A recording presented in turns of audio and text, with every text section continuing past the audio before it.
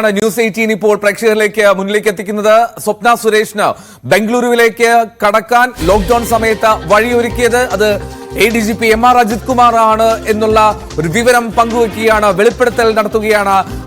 സ്വർണ്ണക്കേസിലെ പ്രതിയായിട്ടുള്ള PS Sarith വ്യക്തമാക്കുന്നു, അന്ന് MR Ajith കുമാറാണ് കൃത്യമായി ആദ്യം വർക്കലയിലേക്കും പിന്നീട് ബംഗളൂരുവിലേക്കും പോകാനുള്ള വഴി അത് ഓരോ സമയത്തും ഒരു തടസ്സവും ഇല്ലാതെ, ഒരു തരത്തിലും പോലീസിന്റെ പരിശോധനയില്ലാതെ ബംഗളൂരുവിലേക്ക് എത്തി എന്നുള്ളതാണ് ഏറ്റവും പ്രധാനപ്പെട്ട കാര്യം. അതിൽ ഉന്നത ബന്ധമുണ്ട് എന്ന് നേരത്തെ തന്നെ എല്ലാവർക്കും സംശയം. പക്ഷേ അതിന്റെ ആസൂത്രണം അത് എവിടെ നിന്നായിരുന്നു എന്നുള്ളതായിരുന്നു ഏറ്റവും പ്രധാനപ്പെട്ട ചോദ്യം.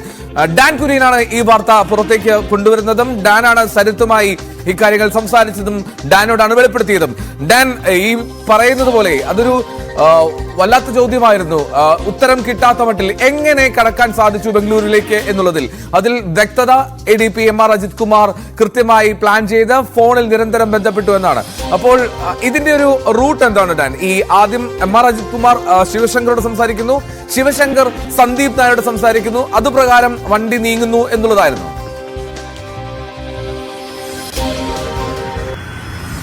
തീർച്ചയായിട്ടും അങ്ങനെ തന്നെ വേണം നമുക്ക് ചേർത്ത് വായിക്കാൻ. അതായത് ഈ നേർക്ക് ADGP MR അജിത് കുമാർ സ്വപ്നയെയോ സരിത്തിനെയോ സന്ദീപ് നായരെയോ നേരിട്ട് ഫോണിൽ വിളിക്കുന്നില്ല. അങ്ങനെ അവർ ആരും അവകാശപ്പെടുന്നുമില്ല. MR അജിത് കുമാറും M ശിവശങ്കറും തമ്മിൽ, മുഖ്യമന്ത്രിയുടെ അപ്പോഴത്തെ പ്രിൻസിപ്പൽ സെക്രട്ടറി ആയിരുന്ന M ശിവശങ്കറും തമ്മിൽ വളരെ അടുത്ത സൗഹൃദമുണ്ടായിരുന്നു. അത് ഔദ്യോഗിക ചുമതലകൾക്ക് അപ്പുറത്തേക്കുള്ളൊരു ആത്മബന്ധമായിട്ടുണ്ടായിരുന്നു എന്നാണ് സരിത്ത് നമ്മളോട് പങ്കുവെക്കുന്നത്. അങ്ങനെ എന്തെങ്കിലും തരത്തിലുള്ള പ്രശ്നങ്ങൾ എപ്പോഴെങ്കിലും ഈ സ്വർണ്ണക്കടത്തുമായി ബന്ധപ്പെട്ടുണ്ടായാൽ അജിത്തിനോട് പറഞ്ഞാൽ മതി എന്ന് ശിവശങ്കർ തങ്ങളോട് പറഞ്ഞിട്ടുണ്ട് എന്നാണ് സരിത്ത് നമ്മളോട് വ്യക്തമാക്കിയിരിക്കുന്നത്. അപ്പോൾ ഈ ഒരു പ്രശ്നമുണ്ടാകുന്നു.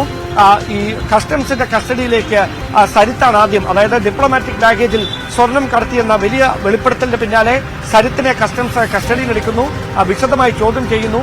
ആ ചോദ്യം ചെയ്യൽ പുരോഗമിക്കുന്നതിനിടയിലാണ് സ്വപ്ന സുരേഷും അവരുടെ അഡ്വക്കേറ്റും അതോടൊപ്പം സന്ദീപ് നായറും ഒരുമിച്ച് ഇവിടെ നിന്ന് തിരുവനന്തപുരത്ത് നിന്ന് അവർ കുഞ്ഞുമായി യാത്ര തിരിക്കുന്നത്. അപ്പോൾ കൃത്യമായ ഒരു ലക്ഷ്യമില്ലാതെയാണ് യാത്ര. ഇവിടെ നിന്ന് മൂവ് ചെയ്യാൻ പറഞ്ഞത് തന്നെ M ശിവശങ്കർ ആണ്. അങ്ങനെ ഇവർ യാത്ര തിരിക്കുന്നതിനിടയിൽ അലഞ്ഞു തിരിയുകയാണ്. അതിനിടയിൽ കൃത്യമായ നിർദ്ദേശം എത്തുന്നു M ശിവശങ്കറിന്റെ ഭാഗത്ത് നിന്ന് വർക്കലയിലേക്ക് പോകാൻ. അങ്ങനെ വർക്കലയിലെ ഒരു റിസോർട്ടിൽ 3 പേരും വിവിധ റൂമുകളിലായി താമസിക്കുന്നു. അവിടേക്ക് എത്തുന്നു. അതിന് തൊട്ടു പിന്നാലെ അടുത്ത നിർദ്ദേശം എത്തുന്നു അവിടെ നിന്ന് മൂവ് ചെയ്യാൻ. ആ മൂവ് ചെയ്യാൻ നിർദ്ദേശമെത്തിയതും അവിടെ നിന്ന് ഏത് വഴിയിലൂടെ സുരക്ഷിതമായി ബംഗളൂരുവിലേക്ക് കടക്കാമെന്ന നിർദ്ദേശം M ശിവശങ്കറിന് കൈമാറിയത് ADGP ആയിരുന്ന വിജിലൻസ് മേധാവിയായിരുന്ന MR അജിത് കുമാറാണ് എന്ന ഞെട്ടിക്കുന്ന വെളിപ്പെടുത്തലാണ് സരിത്ത് നടത്തിയിരിക്കുന്നത്. അതോടൊപ്പം നമ്മൾ എടുത്തു പറയേണ്ടുന്ന കാര്യം, വിജിലൻസിന്റെ തലപ്പത്തുണ്ടായിരുന്ന MR അജിത് കുമാറിന് ഈ കേസിൽ നേരിട്ട് ഇടപെടുന്നതിനുള്ള ഒരു ഔദ്യോഗികമായ സാധ്യതകളുമില്ല. മറ്റു തരത്തിലുള്ള ഒരു നടപടികളുടെ പേരിലും അജിത് കുമാർ ഈ കേസിൽ ഇൻവോൾവ് ആകേണ്ട ആളുമല്ല. അവിടെ ഈ സരിത്ത് ഈ സംഭാഷണം തുടങ്ങുന്ന സമയത്ത് നമ്മളോട് വ്യക്തമാക്കുന്നുണ്ട്, ഈ വീട്ടിൽ നിന്ന് പിടിച്ചുകൊണ്ടുപോയ സംഘം വിജിലൻസിന് ആണ് മൊബൈൽ കൈപ്പറ്റിയിരിക്കുന്നുവെന്ന് എഴുതി നൽകുമെന്ന്. അതായത് ഈ കേസിൽ വിജിലൻസുമായി ബന്ധപ്പെട്ട ഒരു നടപടിക്രമങ്ങളുമില്ല. നേരത്തെ വിജിലൻസ് സരിത്തിനെ ചോദ്യം ചെയ്തിട്ടില്ല. വിജിലൻസിൽ പക്കൽ സരിത്തുമായി ബന്ധപ്പെട്ട ഒരു പരാതിയുമില്ല. പിന്നെ എന്തിനാണ് സ്വപ്ന സുരേഷ് രഹസ്യമൊഴി കൊടുത്തതിന് പിന്നാലെ അതിലെ വിശദാംശങ്ങൾ എന്താണെന്നറിയാൻ വിജിലൻസ് സംഘം എന്ന രൂപേണ ഒരു സംഘം ആളുകൾ പാലക്കാട് ഈ ഫ്ളാറ്റിലെത്തി സരിത്തിനെ ബലമായി പിടിച്ചുകൊണ്ടുപോയി ഫോൺ കൈവശപ്പെടുത്തുന്നു. അപ്പോൾ മുതൽ തന്നെ ദുരൂഹത ഉണർത്തുന്ന ചോദ്യമായിരുന്നു. ആ ചോദ്യത്തിന്റെ വിവാദം വലിയ തരത്തിലേക്ക് വ്യാപിച്ചതിന് പിന്നാലെയാണ് MR അജിത് കുമാറിനെ, അതായത് ഷാജ് കിരണുമായി തുടർച്ചയായി ഫോണിൽ സംസാരിക്കുന്നുവെന്ന കോൾ ഡേറ്റ റെക്കോർഡുകൾ പുറത്തു വന്നതിന് പിന്നാലെ MR അജിത് കുമാറിനെ വിജിലൻസ് തലപ്പത്ത് നിന്ന് മാറ്റുന്നത്. സ്വാഭാവികമായി അങ്ങനെ അച്ചടക്ക നടപടി നേരിട്ട ഒരു ഉദ്യോഗസ്ഥൻ 3 മാസങ്ങൾക്ക് ഇപ്പുറം സംസ്ഥാനത്തിന്റെ ഏറ്റവും നിർണായകമായ ക്രമസമാധാന ചുമതലയുള്ള ADGP എന്ന നിർണായകമായ പദവിയിലേക്ക് തിരികെ എത്തിയത് എങ്ങനെയാണെന്ന ഏറ്റവും സുപ്രധാനമായ ചോദ്യത്തിന്റെ കൃത്യമായ ഉത്തരമാണ് UAE കോൺസുലേറ്റിന്റെ മുൻ PR ആയിരുന്ന PS സരിത്തിന്റെ ഈ വെളിപ്പെടുത്തലിലൂടെ പുറത്തുവരുന്നത്. ഡാൻ, ഒപ്പം തന്നെ ഈ സരിത്തിന്റെ അന്നത്തെ യാത്ര,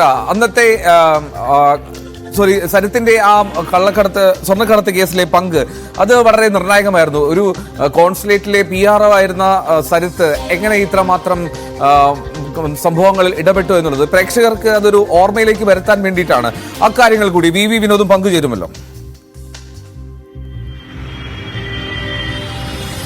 തീർച്ചയായിട്ടും വിനോദൊപ്പം എന്നോടൊപ്പമുണ്ട്. ഈ വലിയ വിവാദങ്ങൾക്ക് ശേഷം കേരളം ആകാംക്ഷയോടെ കാത്തിരുന്നു സ്വപ്ന സുരേഷ് എന്ത് വെളിപ്പെടുത്തൽ നടത്തുമെന്നറിയാൻ. ആ വെളിപ്പെടുത്തൽ 2 വർഷങ്ങൾക്ക് മുമ്പ് പ്രേക്ഷകരിലേക്ക് എത്തിച്ചത് വിനോദാണ്. വിനോദ് എന്നോടൊപ്പം ചേരുന്നു. വിനോദ്, വലിയൊരു വെളിപ്പെടുത്തലാണ് സരിത്തിന്റെ ഭാഗത്ത് നിന്ന് ഇപ്പോൾ ഉണ്ടായിരിക്കുന്നത്. അതായത് അന്ന് ബംഗളൂരുവിലേക്ക് ട്രിപ്പിൾ ലോക്ക്ഡൌൺ നിലനിന്നിരുന്ന സമയത്ത് വലിയ സുരക്ഷിതമായി രക്ഷപ്പെട്ട സുഗമമായി എത്താൻ കഴിഞ്ഞുവെന്നത് എങ്ങനെയെന്ന ചോദ്യം നമ്മളടക്കം എല്ലാവരും പരസ്പരം പങ്കുവച്ചതാണ്. അതിന് കൃത്യമായ ഒരു ഉത്തരം സരിത്തിലൂടെ പുറത്തു വന്നിരിക്കുന്നത്. അന്ന് ഇതുമായി ബന്ധപ്പെട്ടുണ്ടായ സംഭവ വികാസങ്ങൾ എന്തൊക്കെയായിരുന്നു ഈ കേസ് ഉണ്ടാകുന്ന സമയത്ത്? ഡാൻ പറഞ്ഞതുപോലെ തന്നെ നമ്മൾ ഈ കേസ് വരുന്നു. അതിനുശേഷം സ്വപ്ന സുരേഷിന്റെ ആദ്യത്തെ വെളിപ്പെടുത്തൽ ന്യൂസ് 18 ആയിരുന്നു. അന്ന് സ്വപ്നയുടെ ഇന്റർവ്യൂ എടുത്തത് ഞാനാണ്. അന്ന് സ്വപ്ന പറഞ്ഞ കാര്യങ്ങൾ അതേ കാര്യങ്ങൾ തന്നെയാണ് ഇപ്പോൾ പറയുന്നത്. പക്ഷേ അവിടെ ADGP അജിത് കുമാറിനോ അല്ലെങ്കിൽ ശിവശങ്കറിനോ ഒക്കെ ഒരു ഡിഫൻസിന് പോലും സാധ്യതയില്ല എന്നുള്ളതാണ് നമ്മൾ മനസ്സിലാക്കുന്നത്. കാരണം അവരന്ന് പറഞ്ഞ കാര്യങ്ങൾ തന്നെയാണ് ഇപ്പോൾ ആവർത്തിക്കുന്നത്. ഡാൻ പറഞ്ഞതുപോലെ ട്രിപ്പിൾ ലോക്ക്ഡൌൺ നിൽക്കുന്ന സമയം ഒരുപക്ഷെ അഫിഡവിറ്റുകൾ കൊടുത്താൽ പോലും നമുക്ക് യാത്ര ചെയ്യുന്നതിന് വളരെ ബുദ്ധിമുട്ടുള്ളൊരു സമയമാണ്. അപ്പോഴാണ് കേരളത്തിലെ ഏതെങ്കിലും ജില്ലകൾ കടന്നു പോകുന്നു എന്ന് ഒരു നിമിഷം ഇപ്പോൾ